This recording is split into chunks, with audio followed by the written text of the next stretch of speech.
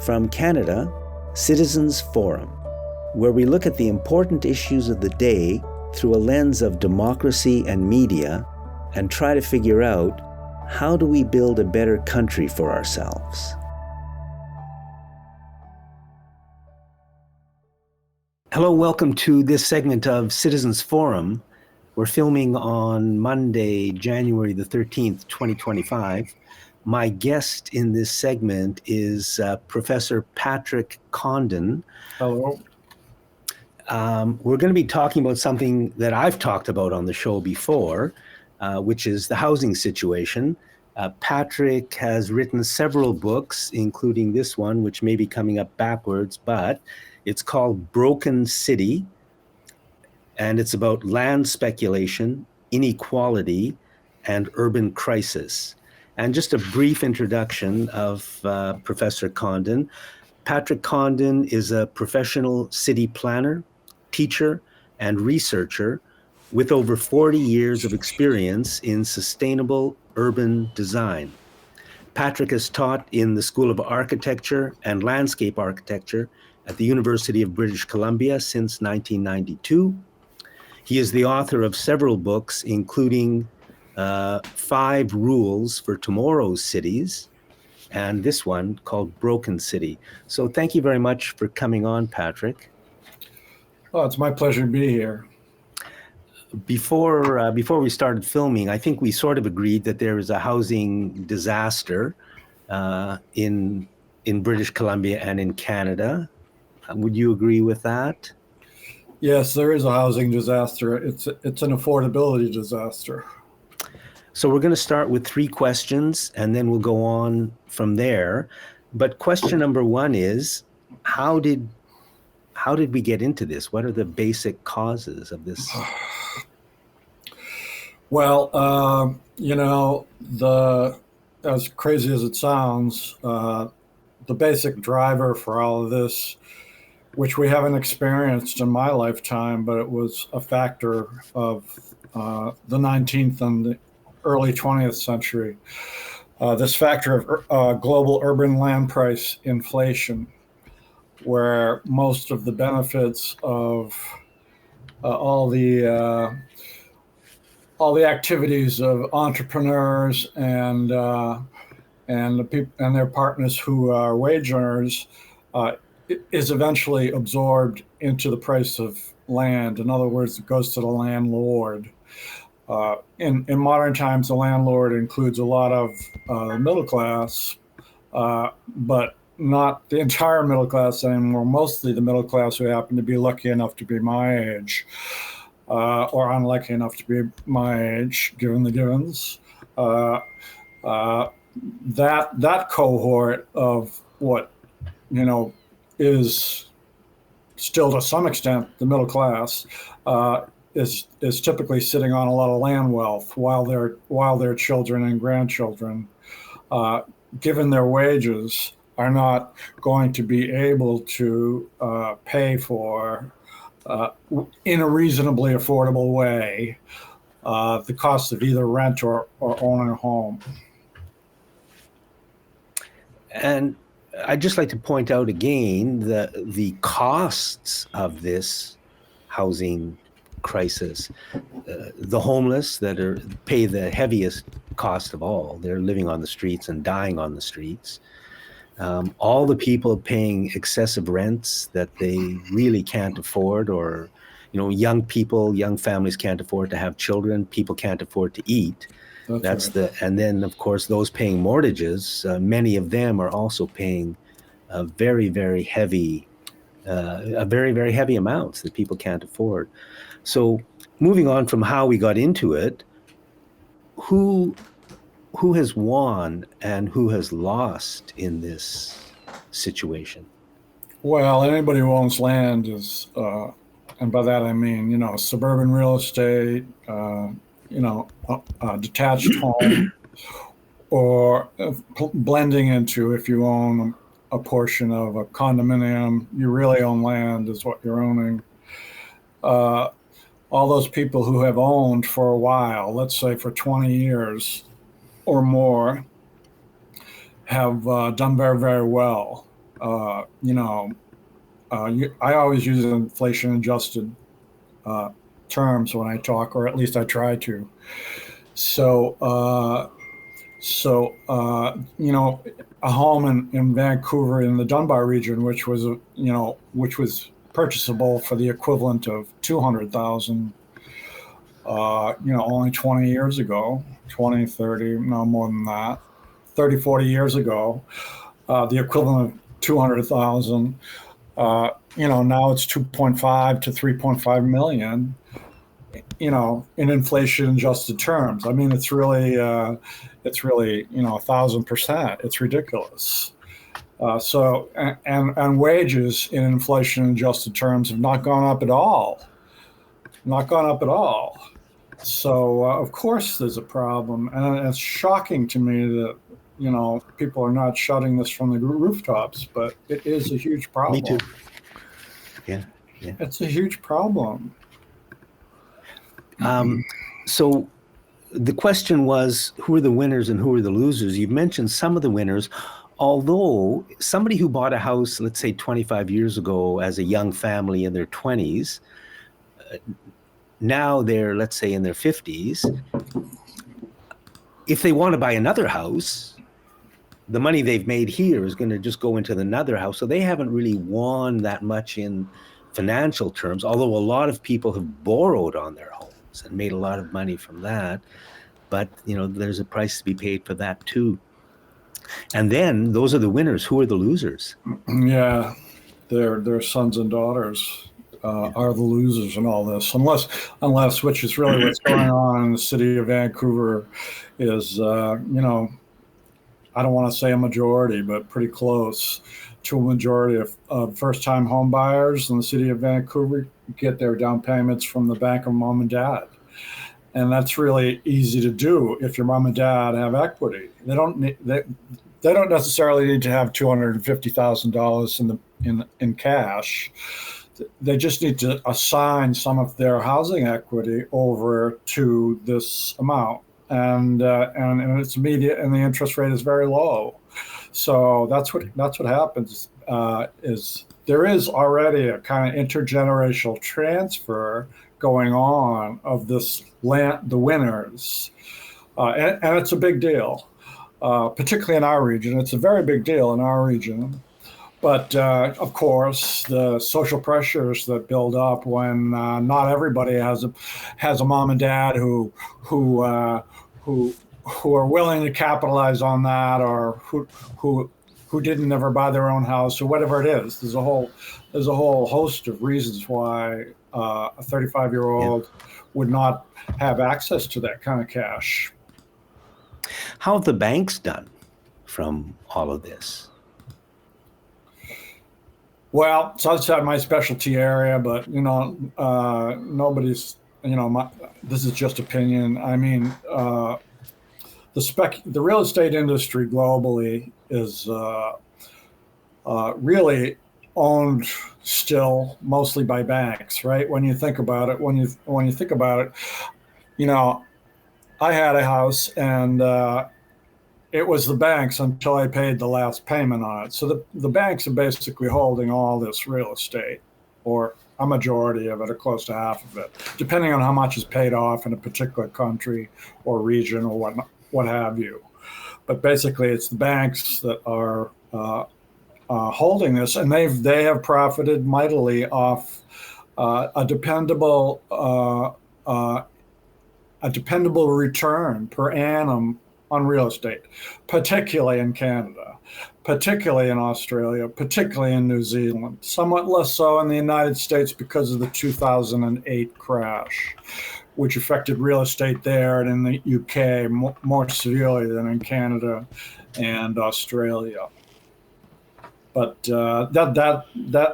that's who's benefiting.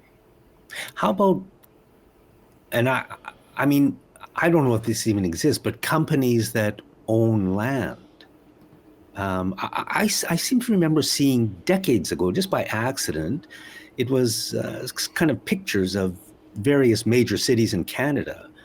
And at that time, I seem to remember what the story was about was that there are a few large corporations that own a lot of the land in a lot of our cities. Is that a situation or not?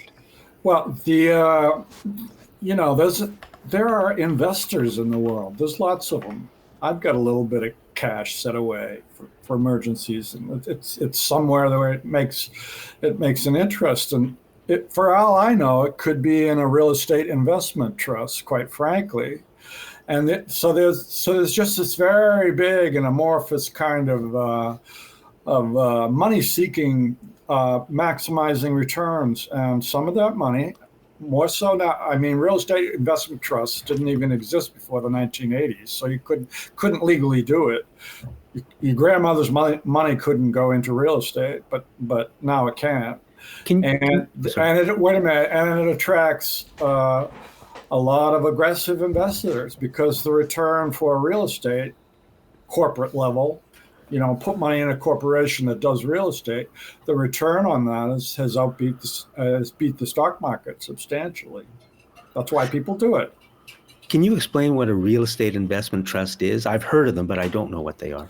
It's just really a big landlord that gets its money from a lot of small people, relatively small. I mean, the landlord corporation might control $100 billion worth of property. But, a $1 billion investor would be very rare. More like $1 million investor would be, in the order of almost retail, but built up out of retirement funds. Retirement funds put some of their money into a real estate investment trust, and some of it goes to Apple Corporation, and some of it goes to Tesla. That's the way it works. So you said 20 years ago, or whatever the figure was, you couldn't do this in Canada, but now you can. So I guess that money coming in competes with people who are just trying to buy a house or a condo. Yeah, I mean, that's really at the bottom what's going on.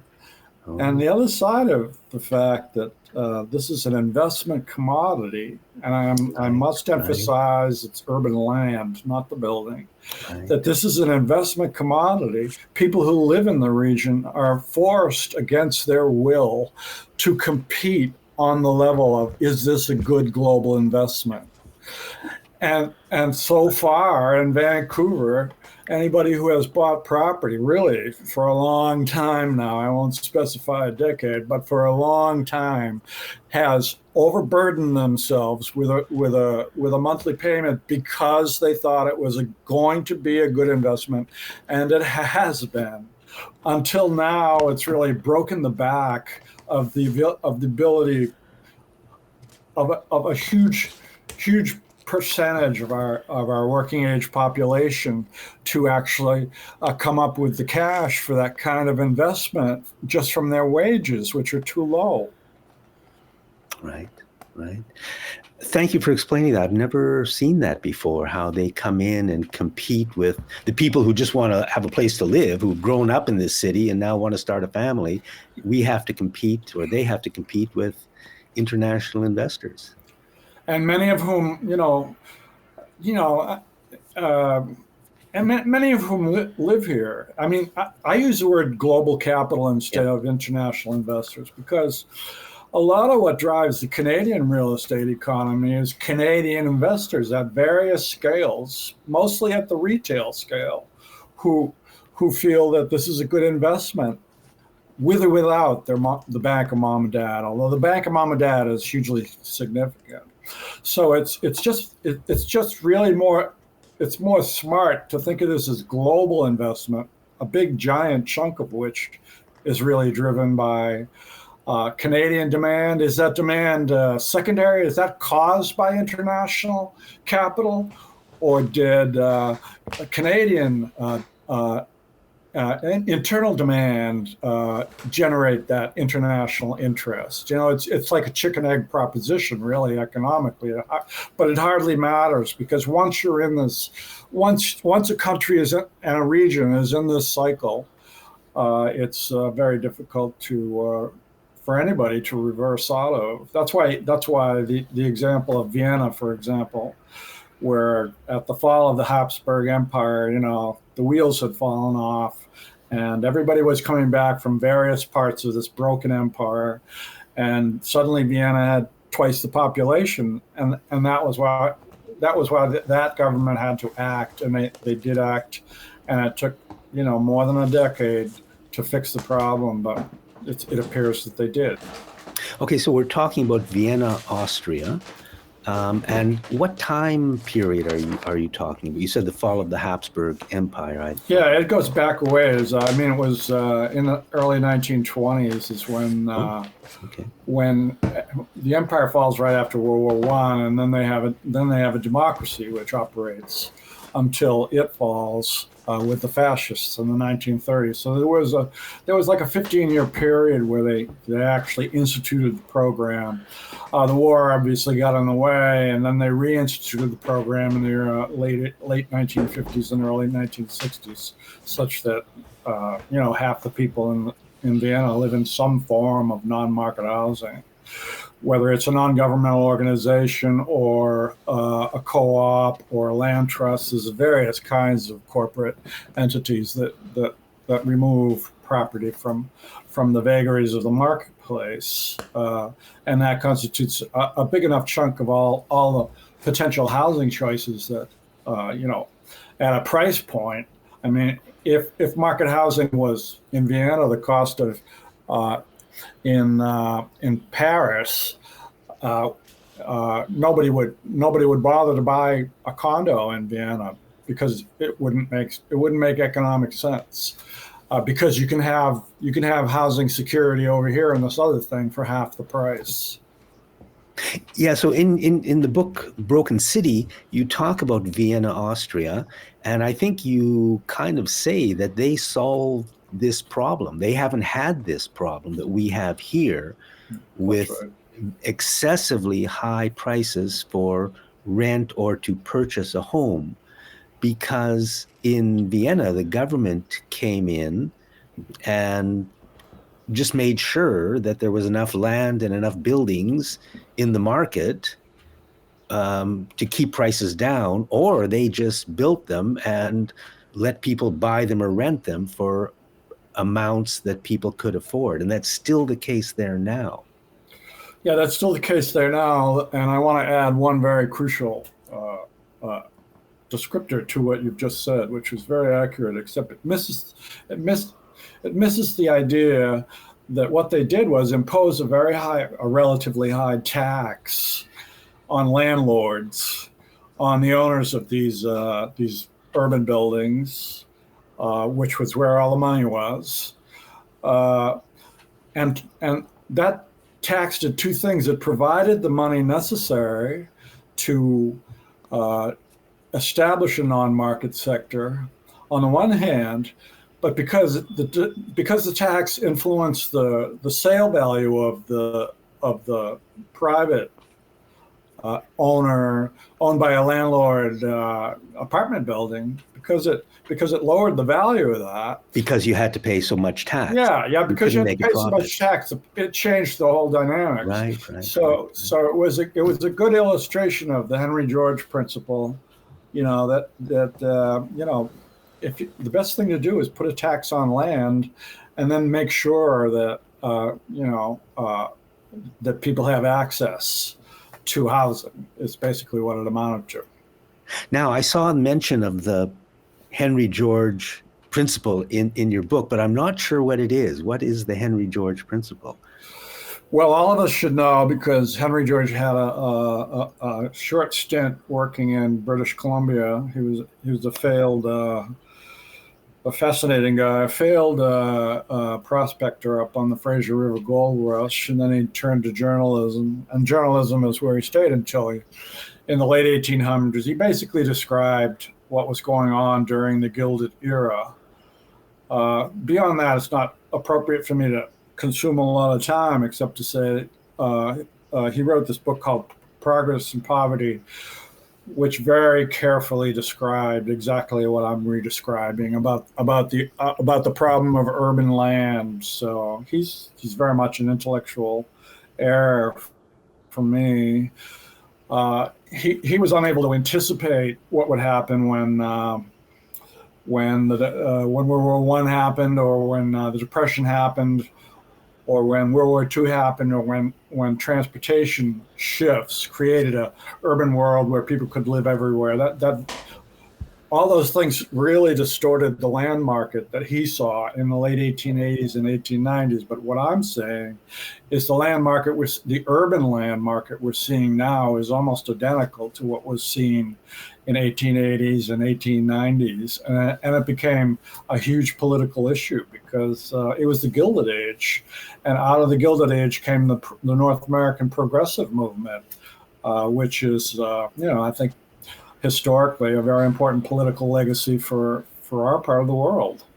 I'm not sure what the Gilded Age is, but I think it was a time when the rich were so rich and the poor were so poor, because they had to pay for the rich to be rich, that it was called that, the Gilded Age, the wonderful time for those at the top. Am I wrong, right? No, you would be right. The Gilded Age is usually, basically centered around 1890, but it has tails on both ends. But it was exactly what you described. And, I'm not willing to yet say that we are exactly at that stage, but the trend lines are in that direction. That's sort of what, my alarm is pointing to, is that a lot of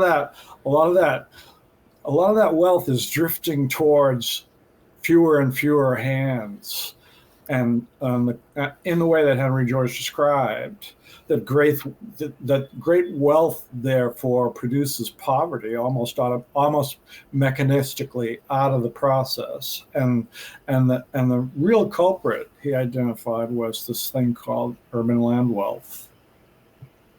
Okay, so we've talked a little bit about how we got into this mess and who's winning and who's losing from it.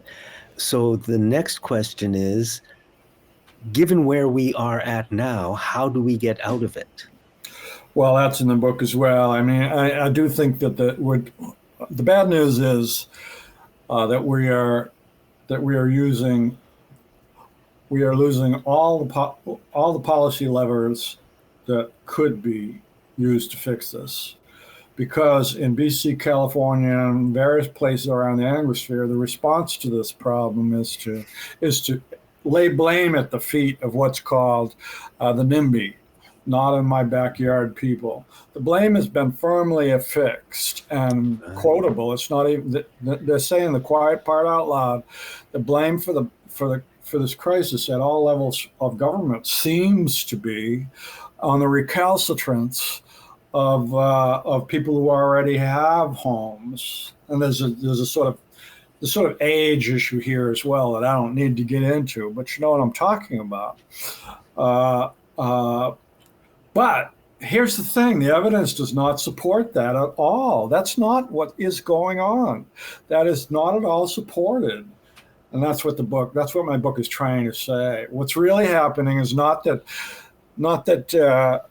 a few people on a block are showing up at meetings, stopping the engines of real estate industry from doing what they will. And if they did what they would, this problem would go away. It's not at all supported by the evidence. The evidence is that the investment value, just generally globally around urban land, is at such a frenzied state that it's influencing the whole thing.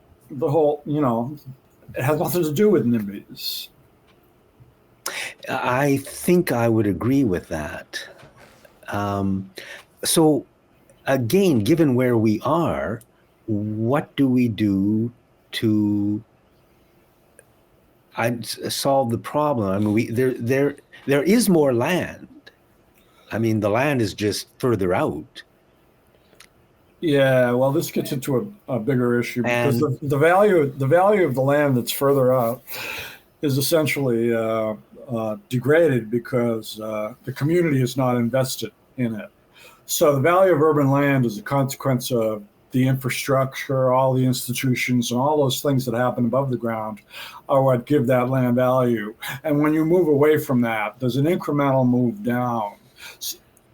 Should you, and there was a lot of theory on this, should you decide the way to get around that is to build a whole new city 15 miles away in the middle of a farm field. Uh, uh, should you decide that, you would be repeating something that didn't work out very well in the 1960s in North America. Because once you kind of establish that, it takes so much upfront money, and once you get there, it becomes unaffordable anyway. So you haven't won the project. Now, you did ask for a reasonable thing that can be done, and I went off on a tangent. What I really meant, where I started on that one that ended with the NIMBYs, was to talk about the good news. The bad news is that's not the problem, and we're moving away from doing the right thing here. The good news is we do have legal mechanisms within a liberal democracy that have been used in the past and can be used now, and that have been adjudged legal within various levels of various Supreme Courts over the course of the last 150 years, particularly in North America. Basically, it operates a little bit like the Vienna model, where you put a tax on development. Sometimes you call it a community amenity contribution. Sometimes you call it an impact fee. Basically, you can tax, just like in Vienna. Now that we're building, which is a good thing, I hope it keeps up, although the interest rates going over 7% in other parts of North America have put the dampers on it. And even in Canada and Toronto, they're already, fears of collapse are going on now. Fears of collapse in building. No, fears of collapsing in the market. In land value, in housing values. In housing values, yeah. That's happening that's happening within the condominium. But we do have the power to zone. We do have the power to zone and to apply impact fees, is what they're generally called. And if one of the impacts is lack of affordability, that can be financed through that tax. Already has been. Vancouver happens to have been a model and an inventor of various kinds of these taxes. We've moved away from that, unfortunately, of late, but they're still available. So I think what you're saying is, if we had the political will to put fairly large taxes on, I'm not sure who the taxes would be on. On the landowner. On the landowner. On the landowner. Okay, what happens is that the development project ends up, the developer has to carry it across the finish line, right? So they're going to have a price of $1,500 per square foot. That's going to add up to $15 million in product value. They go and they say $8 million on construction, $1.5 million is my profit, fees and all this other stuff. Amount to $1 million. I've got $2 million left to pay for the land. That's called the land price residual, and it starts from an assessment of what the market value is on this product. Now, whenever that what the city requires in terms of fees goes up or down, that is reflected in either a lower or higher land price residual. So really what that means is the choice we as a people have is whether or not, as the city builds up in these circumstances, do we want to give all that profit to the lucky landowner? Do you want them to get 1,000% profit? Or would you, like they did in the model in Vancouver, say, well, a 100% profit is fine, and you'll be happy, I think. And the rest should go to social benefits somehow, and that's where the taxing strategy is specifically addressed, and that's why the Vienna model is interesting. And what I've just described is an updated version of the same thing. So I think what you would do then is you put a high tax on the value on the land. Right. If somebody wants to build, instead of them making a massive profit, they get a good profit, and the rest goes to the government of the city or the province, And they use that money to buy more land and build more housing. That's right. And it's important to think of the developer and the landowner as two different entities. A lot of times the developer is the landowner, and good for them because they're making money on both ends of the project, but they're very different functions and they're often very different people. The developer should get their 15%. God love them. It's great. They should 20%. So that's baked into the whole thing. What's not baked into the thing is the land price residual, which is where you get the opportunities. So the developers can be your friends on this one because they don't like the fact they have to spend all this money on the bulk of their benefit to society ends up going into the pocket of the land speculator. I mean, back in the 80s, I think the development community here were much more satisfied when they looked themselves in the mirror saying, I'm doing good for the city. And part of that was this tradition we had of specifically the community amenity contribution, which I won't take time to really talk about. But that was this 80% tax on elevated land value. Now, whether people have followed this or not, I think to me the good news is that there is a solution. We can get out of this, and it seems to be, to repeat what you said, to put a high tax on land values and use that money to allow the government to buy more land and build more housing, which is kind of what they did in Austria. Now, if I own a house, let's say I own a house and it's worth $1.5 million, which I don't, is some tax being put on me, or is this only when I want to sell it and it's only in the content what I'm recommending? There are people who understand this in the same light that I do, who say what the real solution is to tax all land at much higher than we're taxing now. For example, our taxes here, North America wide, are about 1% of the value of your home annually is what your tax bill comes to. In order to make that work, which it would, but you'd have to tax the home between 10 and 15% of its value. So that's like a 1,000% increase in the tax. I just think that's politically unfeasible. What is feasible, I think, is using the moment of rezoning, where that value does not yet exist and it doesn't show up as a tax, and port that over into the process of developing this property so that it's on top of that and the social benefit as well as the building, both appear, which are both good things. Social benefit and buildings are both good things. And where it really gets paid for is out of the deferred profits, the somewhat or largely reduced profits on the land sale.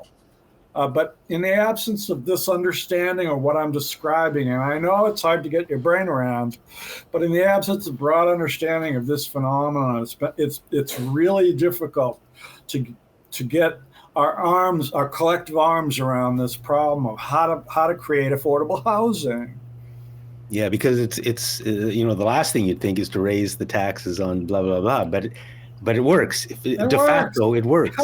It works. And that, folks, is why we never hear about these things, because I think the people who run things don't want us to know what works and what doesn't, especially in this huge industry, which is housing, which in some polls or charts is the number one industry in Canada now. It definitely is. Yeah. It definitely is, far and away. So here in Victoria, we do have this strip of land right next to downtown, which is about 2 miles long and 3 blocks wide. And this is in Victoria, right?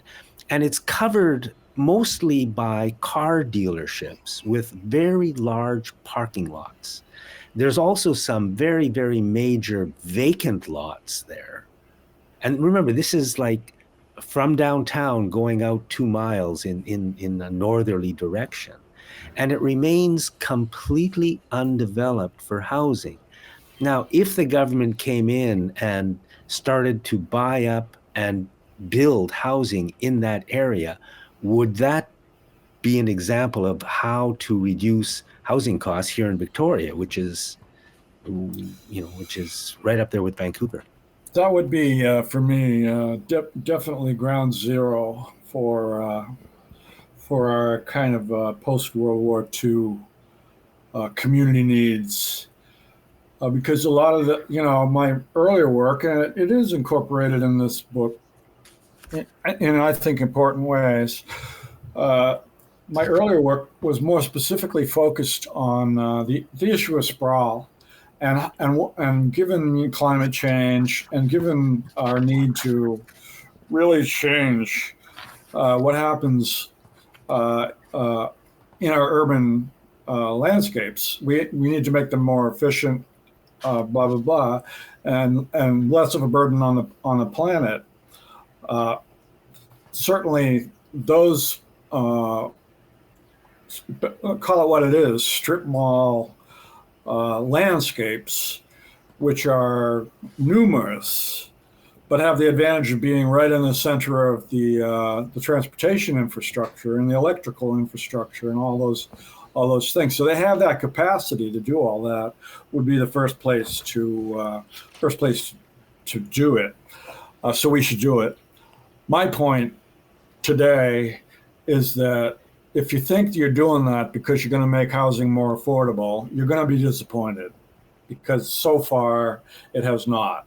And the reasons have to do with the elevated value of that land. Once you bring it up to that new level of urban amenity, once the developers and the laborers and the construction crews and the bankers, once they've all created a better city, the value of that, unfortunately, ends up going into the land, which is reflected in the purchase price of the condo or whatever else it is that you've got upstairs. But in cities like Vienna, and I think also in Berlin and a lot of cities in Germany and Northern Europe, by doing, I guess, what you said, which is putting in these taxes to take the value out of the land speculation, then the solution can lie there. Yeah, the solution can lie there, and I should let the listeners know there's a couple of ways to do it. You can either make the project include affordability as part of it, and you would do that by having a certain number of units, let's say 50%, which is what I always recommend, that are permanently, i.e., they're condo units that get sold to a non-governmental organization, could be a co-op in our local terms, non-governmental organization, and then they're deed restricted to keep the price of these in line with local wages forever, potentially. And you make that a requirement of the project itself. Or you can say, instead of that, let's just tax you. You can have this whole building condos. Let's just tax you instead. Either one does the same thing. And some cities have been successful doing one. Some cities have been successful doing the other. Some cities do both. You know, we do neither. You got to do neither. Yeah, we do neither. You gotta trust your officials and make that work rewarding. Which I don't think I'll be able to write the book that I would really like to write. Would be the history of Vancouver planning in the 80s and 90s, and just into like 2005. That's when public officials got very excited about creating a great city, and they did.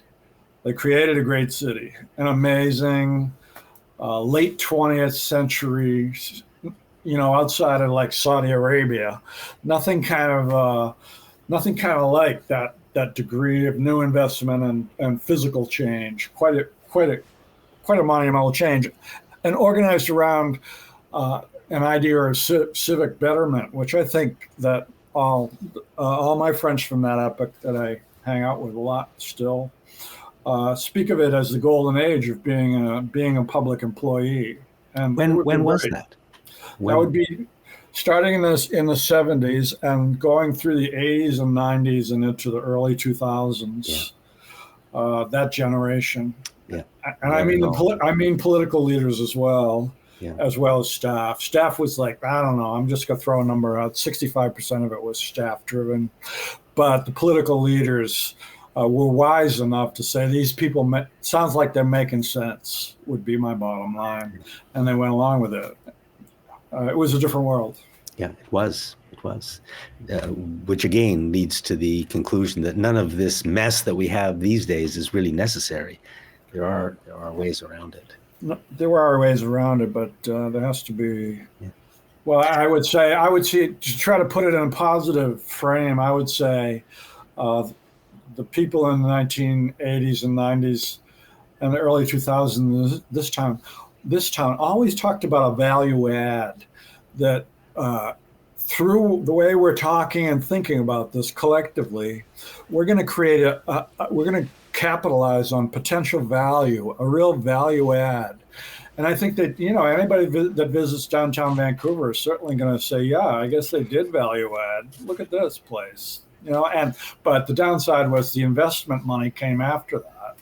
And in my view, made it very difficult to talk about social betterment anymore against this tidal wave of what I call global capital.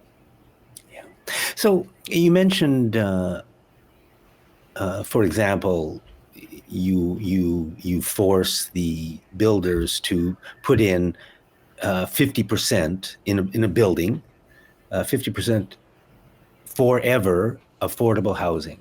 Right. So in Vancouver, let's say you're a couple, you both are working at low wage jobs, a young couple, maybe one kid. You need a 2-bedroom place, let's say, or at least a 1-bedroom place. In these affordable buildings, what could the rent be that could allow a family like that to live a comfortable life, which is kind of the way it used to be when I was a kid. Yeah. You could have those jobs and live a comfortable life. You didn't have to pay all of your money for rent or mortgage, I always say, because I've looked at the numbers, it's $1,500 for a 2-bedroom apartment in Vancouver. Is what it should be. So it's about $1,000 less than what they're asking for if you hunt for it these days. Yeah. $1,500 for a 2-bedroom apartment. Yeah, that's what if you're just looking. Yeah. And what you have to, we've run the numbers. If you get free land, you can get a building paid for without any taxpayer subsidy at $1,500 per 2-bedroom. It's got to be wood framed. It can be 6 stories tall. The land residual has to be pretty close to zero, if not zero. So, but if you do that, the developer still gets a profit. The city still gets its hookup fees and stuff like that, and the place is affordable. And then it pays taxes back into the city the next year and for every year after that, based on its value, and its value will be tied forevermore, in the case of a non-governmental organization, to its value for that purpose. That becomes its highest and best use. It pays thousands and thousands and thousands of dollars to help pay for the schools and all that other stuff through that and income tax. So it goes in the black, no matter how you look at it. And that's important to underline that what I'm talking about is not subsidized housing, but the issue is land and how to get that land price down. Okay, and just to repeat it one more time, the way you bring the value of the land down is you tax it. Right. And that way it becomes unprofitable to own the land, and instead we get decent housing.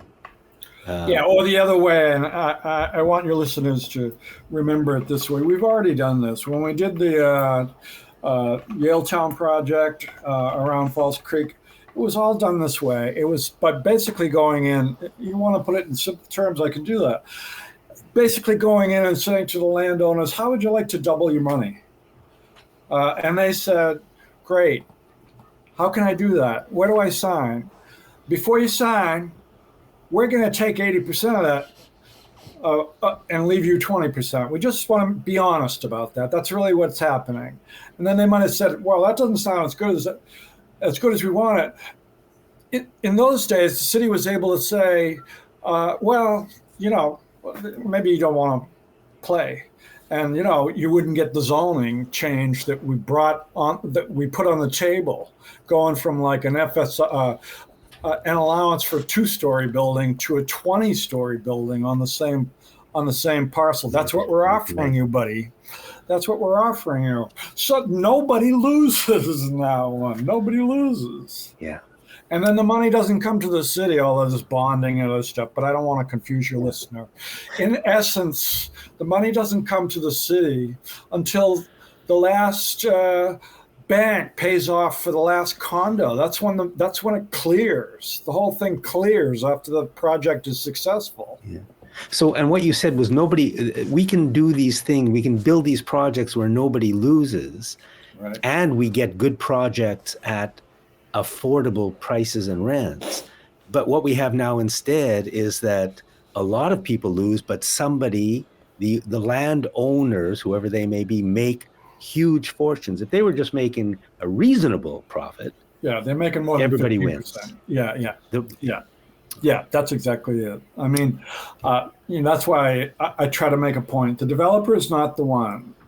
The issue here is the land speculator or the land value itself. I tell my students at the end of a semester, I say, I've harangued you about this issue. I'm sorry. I apologize. But on the other hand, I have showed you how to make a lot of money. If your ambition is only to make a lot of money, the best way is land speculation. There's no question about it. So good for you. Go get it. So it's not their fault that they're speculating on the land, because our setup induces that, and we are inducing it even more with our wild ambition to build towers everywhere in the city of Vancouver and to throw away zoning controls in the rest of BC. It's ridiculous. I wanted to go on to the topic of what we should have in a better city, but we've already been going for an hour, so maybe it's time to wrap this up. But hopefully, I don't know if that's a field you want to talk about. Like, what should a good community and a good city look like? I don't know, but yeah, well, we can wrap it up on a more positive note. Yeah. And I'll keep it very brief. I think a good city, in many respects, Vancouver was a good city. It really was a good city. Was. And I think what they did in the 80s and 90s and early 2000s was build off that tradition of a lot of different kinds of people live here. If you had a job in Vancouver, you lived in Vancouver, and it was not incredible to imagine your kids living in Vancouver and to have a family of 3 or 4. So somehow that's the makings of a good community. You start there, and then you get into other issues which frustrate your ambitions. Like for me, it's land price that prevents a lot of those things I just described are prevented by land price. So a good community is the one I think I described, and unfortunately, it's very difficult to build them now under present market conditions. Right. So there is a way forward, folks. I mean, and Professor Condon has laid it out. It comes as a surprise to me, but I'm very, very happy to hear it. So thank you very much, Patrick, for doing this. My pleasure. Thanks to everybody for watching this segment of this, I think, very important segment of Citizens Forum.